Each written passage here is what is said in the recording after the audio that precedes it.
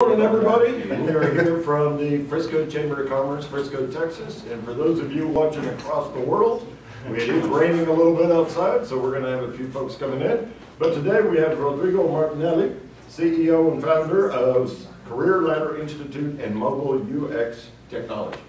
So welcome, sir. Thank you, and good morning, Tony. Good morning. Good morning, Chamber. So we're going to just talk a little bit about what you do, your history, your background, lessons that you've learned in entrepreneurship. But before that, tell us a little bit about Career Ladder Institute and Mobile UX Technology. Okay, so Career Ladder Institute is a people and business development company.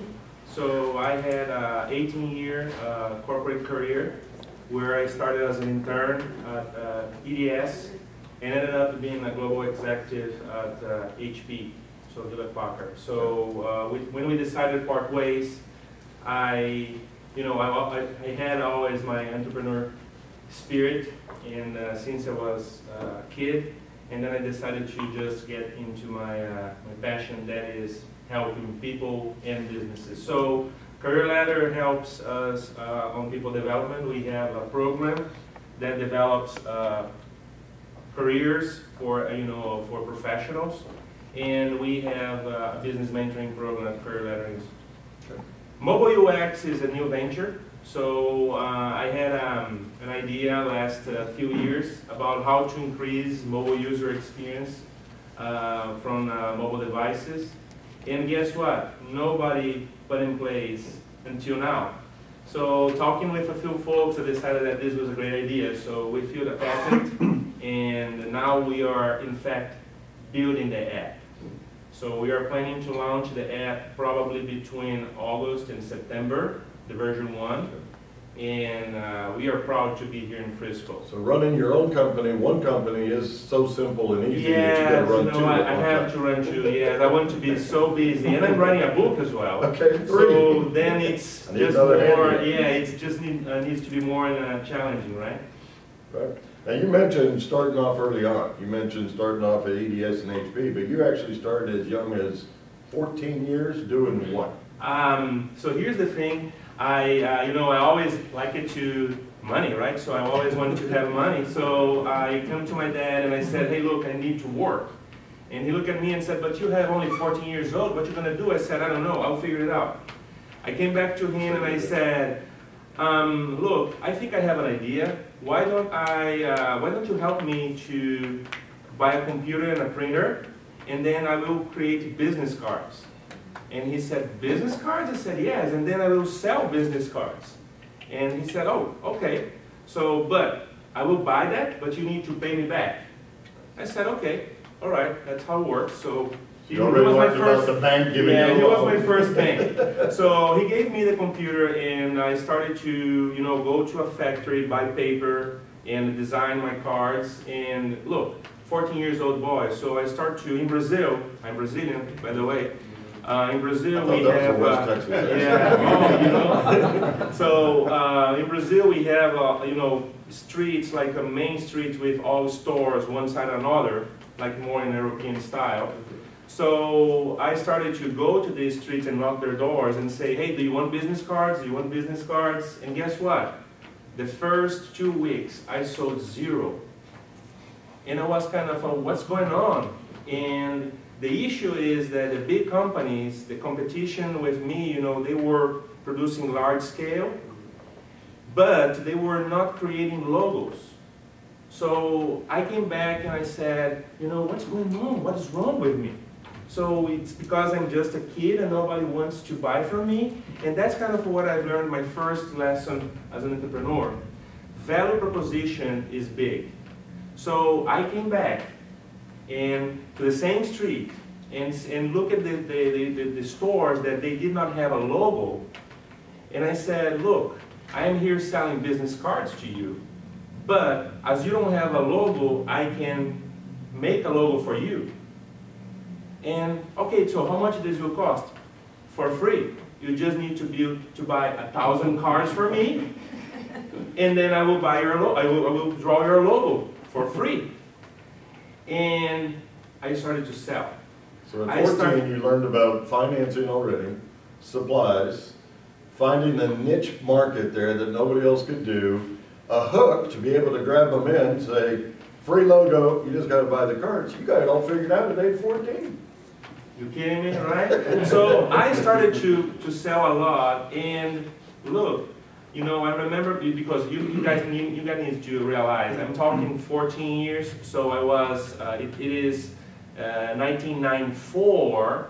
This means that the printers were noisy and ineffective. So, you know, whole night printing business cards and waking up and, you know, putting more paper, and my mom saying, you know, this will never stop. And I said, no, I am, you know, I'm printing thousands and thousands of cards.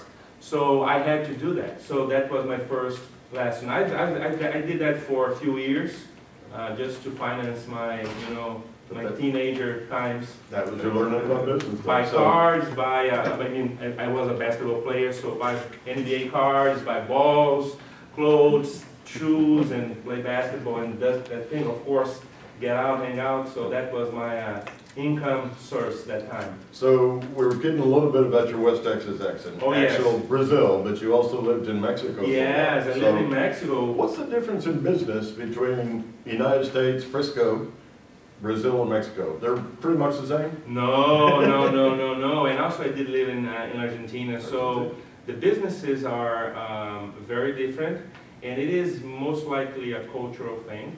Right? So I have to say to you, I do appreciate the way that Americans make business.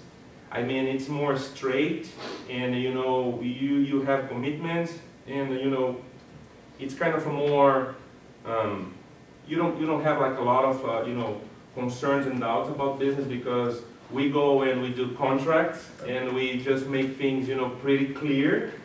When you go to Latin America, you know, it's kind of a cloud over that, because it's something like, you know, always have a way to get out, and, you know, it's not every time clear. So, you know, the Mexicans, with all due respect, they are just a little bit like, you know, different when dealing with businesses, Brazilians as well. So, you know, that's kind of, you need to learn about how to do business. And moreover, I mean, my tip for whoever is doing business with Latin America, you must understand the culture. The culture is very different than here. What a lot of people don't know is that was his comment, with all due respect, I was born in Mexico. So, esta parte de la interview, ahora vamos a hablar español. Muy bien. But you bring up a good point. It is, up here in the States, it is much more about just doing business, the contract, let's get to work. Latin America, and even within Latin America, it varies by country. Yes. And growing up in Mexico, it's all about the relationship, and yes, getting to know the people, and getting to know the culture, and working your way. And so when you go out for a business meal, it's 3 or 4 hours, and you don't talk about business. It's all about getting to know one another, yes, and at the end of the deal, let's do business, yes, we're good to go, and going forward from there. And so business is the same in a lot of ways, and yet it's very different. Absolutely, absolutely. And you know, that's kind of a one, I would say that that's one advantage for me, or for us, because when you go global, because that's another lesson. When you want, if you want to be global, go global. Okay, so if you want to know how to do business in a country, you have to visit this country, you have to get to know people, and you need to get to know the culture.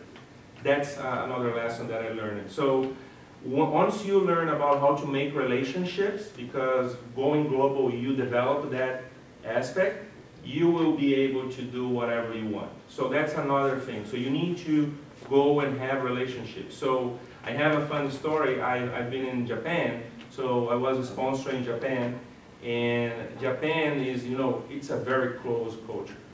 And I was doing a presentation for probably 100 Japanese, and I dressed it, I mean, I was dressed in this suit, but I dressed it a red tie, and I put a Japanese pin with the Japan flag. They love it. I made a personal connection with them, and I put a picture of Mount Fuji, that is one of their symbols. And I started my presentation with probably 5 to 6 words in Japanese. I just just make that easy going. And after that, everybody was paying attention the whole time of my presentation. So you need to understand what their values are. And then you need just to tie off with that. So that's another tip for you Value guys. comes up again. Value proposition, understanding the Oh values yes, of who you're doing oh business yes, with. absolutely, absolutely. Obviously, this is part of Frisco Entrepreneur, Learn and Return series. That's why I'm series. giving back. That's right. And yet, the companies that you work for, your two main companies that you work for were EDS and HP. Yes. Not exactly startup companies that everybody Yes. would think about. So what are the lessons that you learned working in large companies like that entrepreneurs can apply to their startup ventures? Well, simplicity, right? So that's a word that you know, every entrepreneur needs to understand. So simplicity is key. I just want to give you, yesterday I had a problem with my roof, and I have a company that I'm a client, and the guy called me and said, I will send the estimate to you, and he sent the estimate, and I just replied, he and approve it, go and do your work. And he replied back to me saying, no, you need to print and sign the order and send me back. And I was, seriously, I am your customer for 4 years. So you need me to print and sign? And then I replied again, approve it, go do your work. And then he said, no, I need that signed. I said, okay. I just signed that. I printed, I signed it, I scanned it. So how much time I lost doing that? Do you know what's going on? They are getting bigger. Yep. They are getting bigger, and they are having more processes to control their employees. That's a problem, because guess what? It is the last time that I will do roofing with them.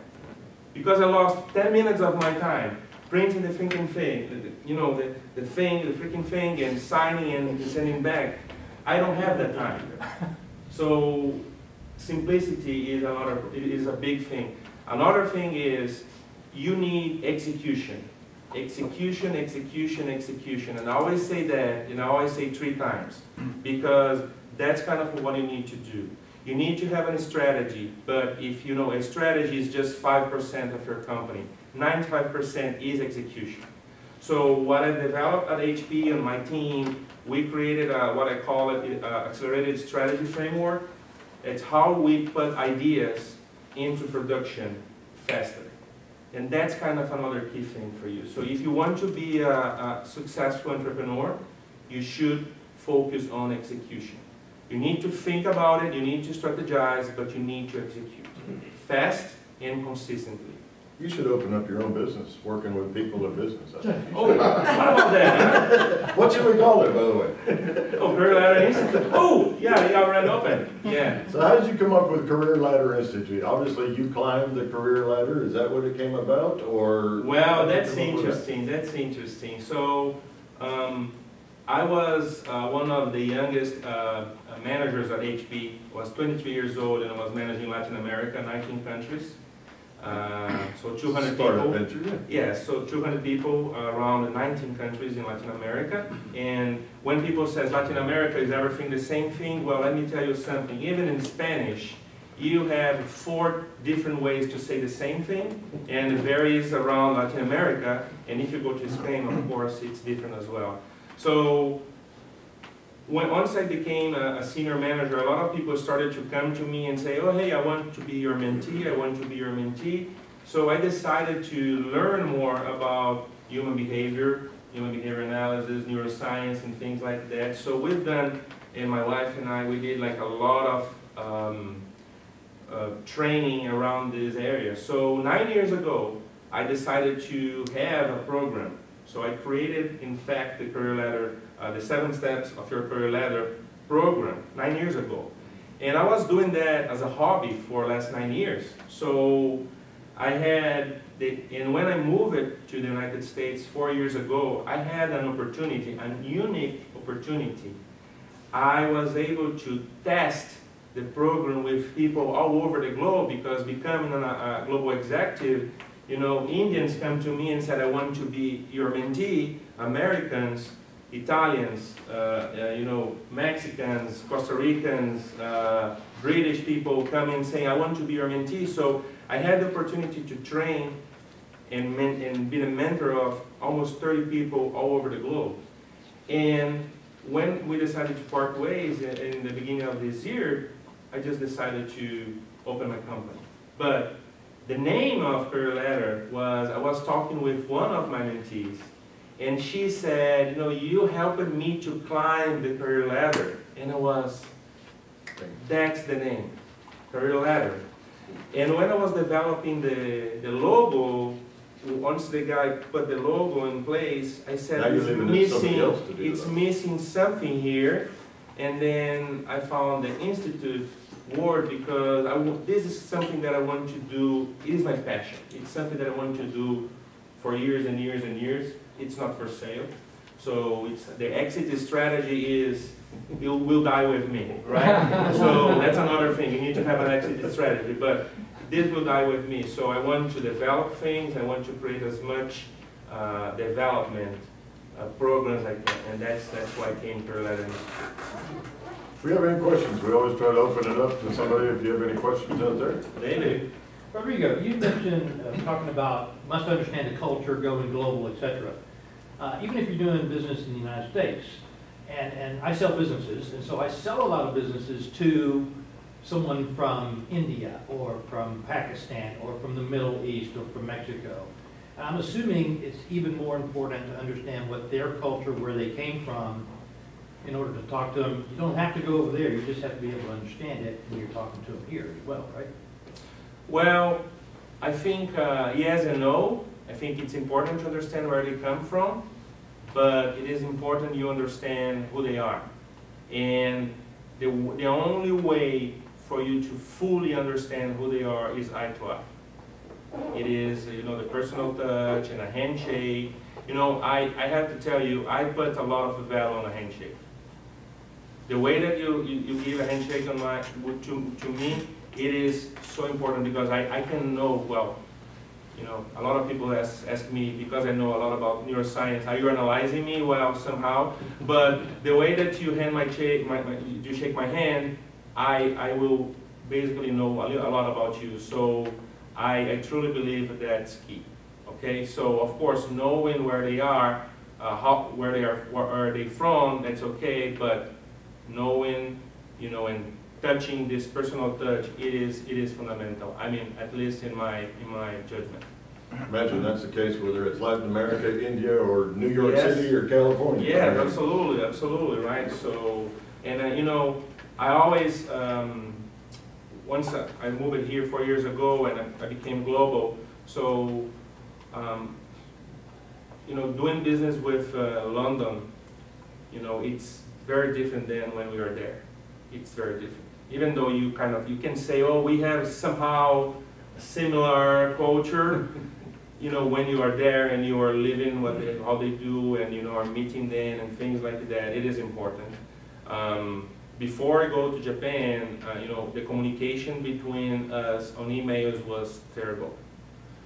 I remember one day that they escalated something to me because I was insisting. I was kind of, is there a problem here? Is there a problem here? Is there a problem here? And then the fourth time the guy said yes. I said, okay. And then when I was there, I said, why you did not escalate that to me at the first time? And you know what he said to me? Two things. Because I didn't know you. And second, it is part of our culture, we don't like to ask help. So the only way for me to know that, David, is being there. There is no way to know these things, just getting to know their culture. So just a practical situation for you. Anybody else? Questions? I wanted to touch base. You mentioned something I think is real important for startup companies. You worked on your plan. You were doing that while you were still at HP. Yes. And so you had this dream, you had this goal, and I see too many people that go, this is what I'm going to do. I'm going to quit my company. I'm going to sell everything. I'm all in because this is what I'm going to die with. And so they jump all in. And yet, you know, sometimes that may not be the right thing as opposed to working on it at night, evenings, weekends, get it growing. What would be your thoughts and advice on that? Yeah, my advice is, you know, I have to say something to you. In a certain time, probably a year ago, or no, a little bit more, like 18 months ago, I told my wife, I said, hey, I want to quit HP and go and do career ladder. And she said, no way, you're crazy. You're not doing this. I hope she's watching. So, no way, you're not doing this. And I said, and I was very frustrated. That night I was very frustrated. I said, but I'm so passionate about this. But guess what? I kept building, right? I kept doing, I keep doing, professionalizing the process and, making the templates, with a better look and feel and create a system, and I was working on that. So when it was time, I was ready. So that's my tip. So if you want, if you have a good idea, execute. And if you have a job, execute in parallel mode until you are 100% sure that you can do it. And the big lesson that we keep picking up from a number of speakers here, make certain your wife is okay with it. Oh yes, and that's a point. So she was, if you ask me what was fundamental in this process, she was, because she was supporting me 100% about, we understand that this is the situation, and I believe on the business, so go for it, and I am here supporting you. So I'm so proud for the family that I have, and that's important. Smart man here. Thank you, Mrs. Yeah, happy wife, right? Now, you mentioned as far as getting to know people through a handshake, and you've actually been awarded, I guess, the Declaration of Human Behavior Improvement. Yeah. So you are reading people. Oh, yes, I am. I gotta be very careful. Oh, yes, you should. Yes, you should. Yes, you should. Looking back to the handshake earlier. Oh, yeah, everybody's thinking about that right now. That's what I've been thinking about ever since you said that. I was like, okay, what's what I'm doing? I remember, because I remember my parents teaching me, you gotta have a firm handshake, but not too hard. You don't want to break their hand, but you Yeah, don't but want you to need be to a have a firm handshake. dead fish. I remember Yes. that. You don't But want even though, if you try to make a fake one, we can capture you can that. capture it. Okay. Yeah. Nobody's gonna be shaking his hand. yeah. Nobody, no more handshakes. So you've got the two companies. You got Career Ladder Institute. You got Mobile UX, and then you're also writing a book. Yes, I'm writing a book. So you're doing that, here again, Yeah. listening, you're doing that on the side, little by little. What's the book about? So Can the you book, tell us? yes. So here's the thing. We think that the thing that happened with us, parting ways with HP, was a God intervention. And I'm sorry, I don't want to be religious here, but for us was something. I was going to this path and just said, it's time to move, the route to another side. And I decided that this is my mission. So I want to disseminate the benefits of the career development program as much as I can. But if I train, if I've been mentoring a lot of people, if I start to do this, for 10 people a month, I will not be able to finish the, program for, 1,000 people, but I want to reach more people. So I decided to write a book about the 7 steps of your career ladder, and a lot of people are asking me, hey, but you give the secrets of your program in the book, and I said, I don't care. I don't care, because somebody can copy, and I don't care if they copy me, but the thing is, I want to disseminate. So if I sell 10,000 copies of my book, I will help another 10,000 people, and that's kind of, so the book is called 7 Steps of Your Career Ladder, the same name of the program, and we are working hard. Simplicity. Yes, and it will be launched early August and this year. So we are full throttle on that. I'm working at nights on that, and it is another asset for people to develop their careers. But that's a real good point, because I think too many people, when they have a good idea, they want to hold on to it. They're worried about IP and don't let the secret out, and instead put it out there. You believe in it, that book. Yes, because nobody will have the same experience having the program with me. So I do believe that few people that buy the book will call me and say, I want to do the program, even though they know how the structure will be, and that's fine. So the book is going to be good, but the book and you, that's the way to go. Well, it's not about the way to go. It's about that the process. It is a reflection process, insightful experience, and you need to experience that. That's another thing. So we talk a lot about experience, right? But If I just say something to you and you don't practice, you will not learn.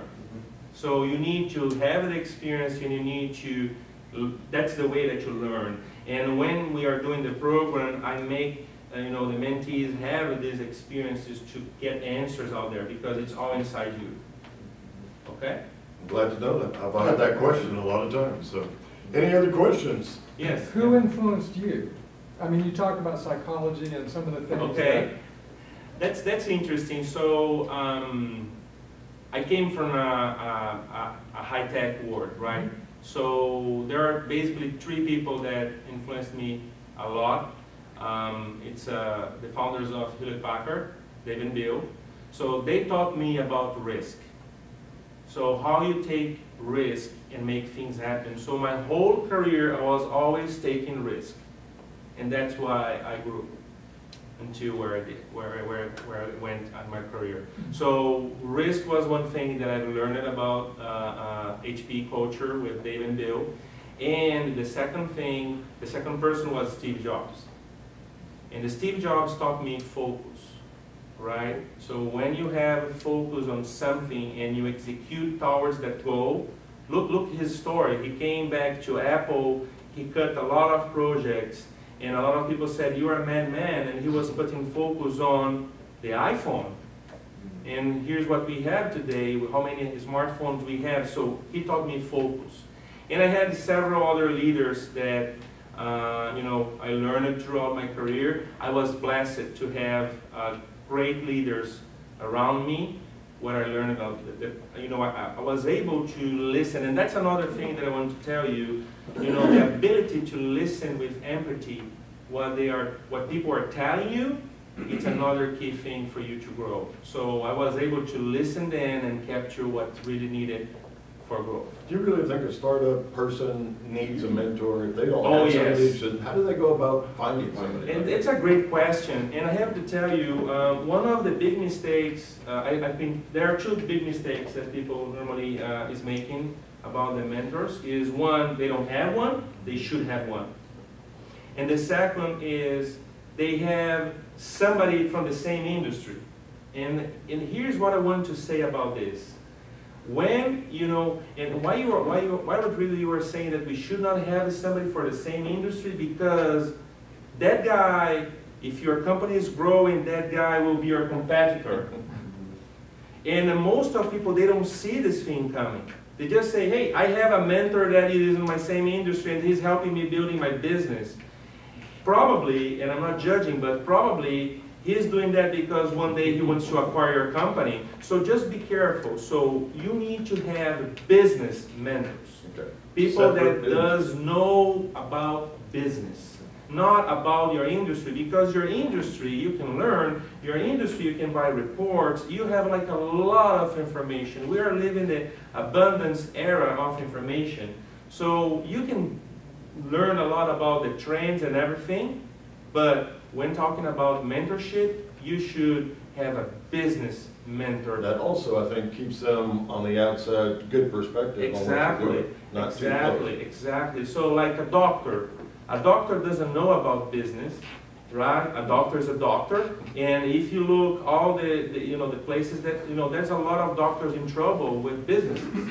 So what they need to have is they need to have not another doctor mentoring them, but they need to have a business mentor mentoring them. Does it make sense? Yep. So a follow-up to same question regarding mentor. Mm-hmm.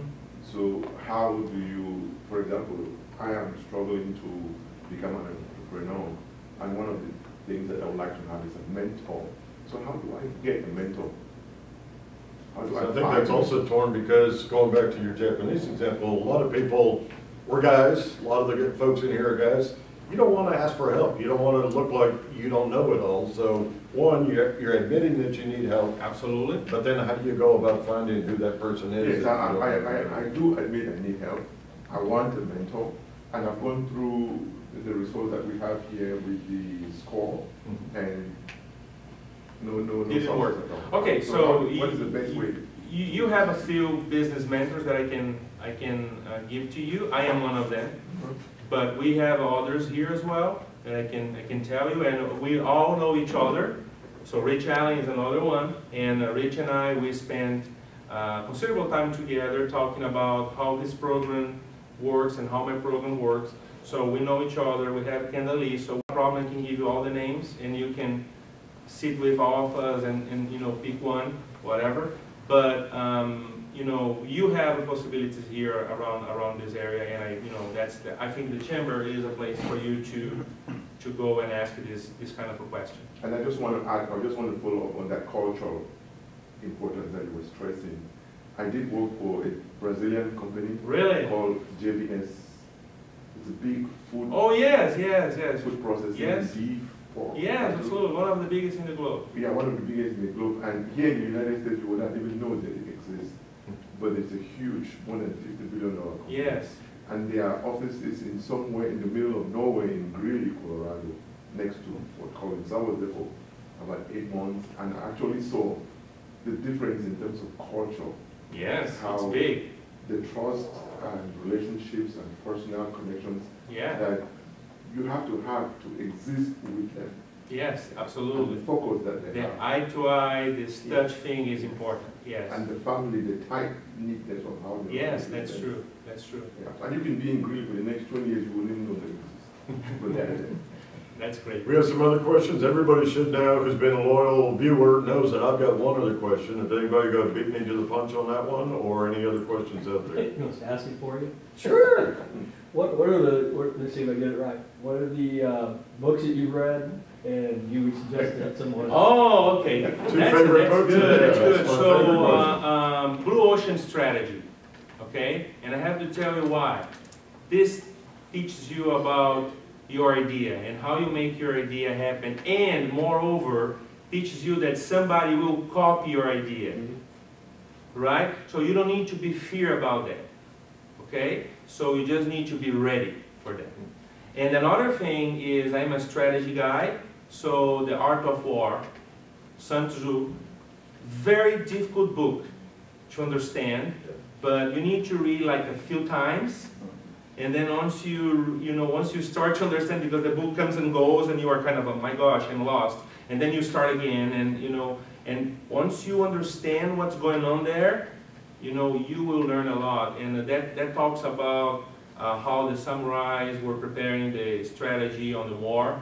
It is fundamental for you to understand strategy once you are doing your business. Ding ding, we got a follow-up winner, because a good friend of mine that I consider a little bit of a mentor to me, that is one of his favorite books, and I've tried reading it, and I'm like, I don't get it. What's he trying to say? Okay, well, forget it, put it away. But now I'm learning. No, Go back. go back, and read again, and read again, and read again. Yes. So for entrepreneurs, as we kind of come close to wrapping up, what would be your advice as far as lesson learned? Okay.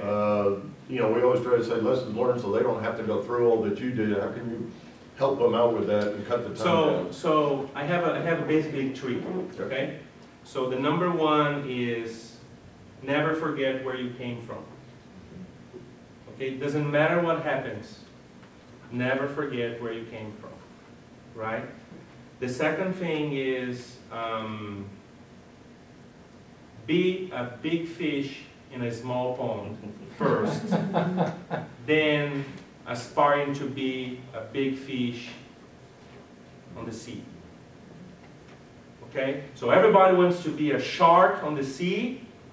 You need to be a big fish in a small pond Write first. that down. If you don't get it at first, go back and reread it. I think that was page 32 of Art of War right there, right? No, it's not. It's not. It's not. So Rodrigo is right there. So, that's important. And the third thing is strategy into execution, right? So have a strategy for your company and pursue execution. Otherwise, you'll not get there. And then you say, oh my gosh, the market is bad with me. Oh, nobody wants to buy from me. Look, if you don't have an offering well suited and creating demand, nobody will buy from you. You need to execute. And you need to have a strategy, and you must have an exit strategy, even if it is I will die with this company. It is your strategy, and you need to understand that, because when somebody approaches you and say, hey, I want to buy a share from your company, you say, no, I'm not selling because this is not for sale.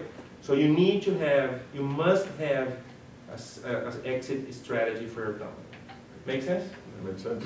Any final questions from the audience that we have here today? So we've covered from age 14, coming up with a value proposition, logo, original financing and loan, all the way through to an exit strategy that takes you all the way to the day you die. Yes. So we've covered it all then with you, right? Oh, yes, we did. Sounds great, and I've got to be very careful when I do this, so I just want to thank you. Thanks, sir. We got a great handshake there. And thank you very much, Rodrigo. Thank you guys very much. Learn, earn, and return. And we'll be back every Friday with another entrepreneur. Thank That's you. it. Thank you. Thank you guys.